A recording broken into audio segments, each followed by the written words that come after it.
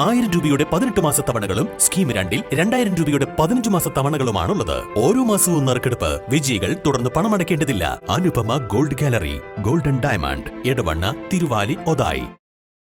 DFO കാര്യാലയം അടിച്ചു തകർത്ത കേസിൽ പി.വി. അൻവർ എം.എൽ.എ. റിമാൻഡിൽ. നിലമ്പൂർ 1-ാം ക്ലാസ് ജുഡീഷ്യൽ മജിസ്ട്രേറ്റ് കോടതിയാണ് പി.വി. അൻവറിനെ 14 ദിവസത്തേക്ക് റിമാൻഡ് ചെയ്തത്.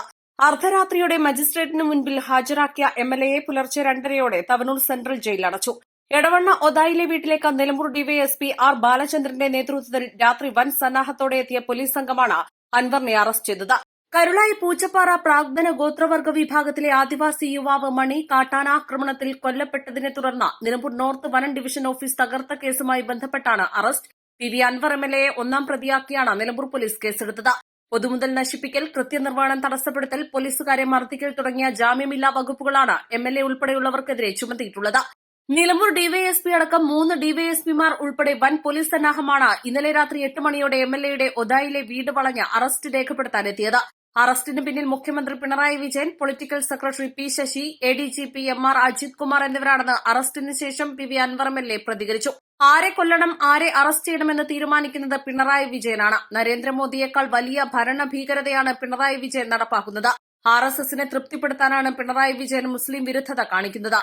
ന്യൂനപക്ഷങ്ങൾക്ക് വേണ്ടി സംസാരിക്കുന്നതാണ് തനിക്കെതിരെ പിണറായിക്ക് പക ഉണ്ടാകാൻ കാരണം.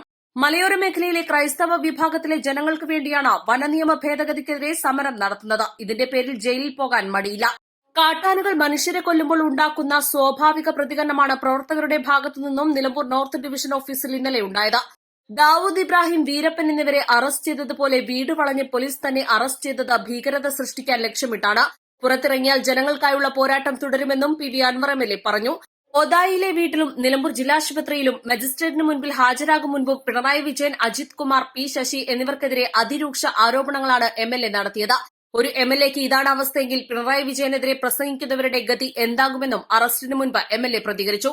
അറസ്റ്റിന് വഴങ്ങുമെന്നും ഒളിച്ചോടില്ലെന്നും എം.എൽ.എ. പറഞ്ഞിരുന്നു. പി.വി. അൻവർ എം.എൽ.എയെ ഡോക്ടർ പരിശോധിച്ച രാത്രി 9:30-യോടെയാണ് ഒതായി വീട്ടിൽ വെച്ച് അറസ്റ്റ് രേഖപ്പെടുത്തിയത്. എം.എൽ.എയെ പുറത്തേക്ക് കൊണ്ടുവന്നതോടെ ഡിഎംകെ പ്രവർത്തകർ എം.എൽ.എക്ക് അനുകൂലമായും മുഖ്യമന്ത്രി പിണറായി വിജയനെതിരെയും രൂക്ഷ മുദ്രാവാക്യമുയർത്തി. അറസ്റ്റിന് ശേഷം ഒരു പോലീസ് വാഹനത്തിന്റെ പിറകിൽ കയറ്റാനുള്ള നീക്കം പ്രവർത്തകർ തടഞ്ഞു. ഇതോടെ മറ്റൊരു പോലീസ് വാഹനത്തിന്റെ മധ്യഭാഗത്തേക്ക് കയറ്റി. തുടർന്ന് നിലമ്പൂർ ജില്ലാശുപത്രിയിലെത്തിച്ച് അൻവറിനെ വൈദ്യപരിശോധനയ്ക്ക് വിധേയമാക്കിയ ശേഷം നിലമ്പൂർ 1-ാം ക്ലാസ് ജുഡീഷ്യൽ മജിസ്ട്രേറ്റിന് മുൻപാകെ ഹാജരാക്കി. തന്റെ അറസ്റ്റ് ഭരണകൂട ഭീകരതയുടെ ഭാഗമാണെന്ന് അൻവർ പറഞ്ഞു. East live, Nilambur.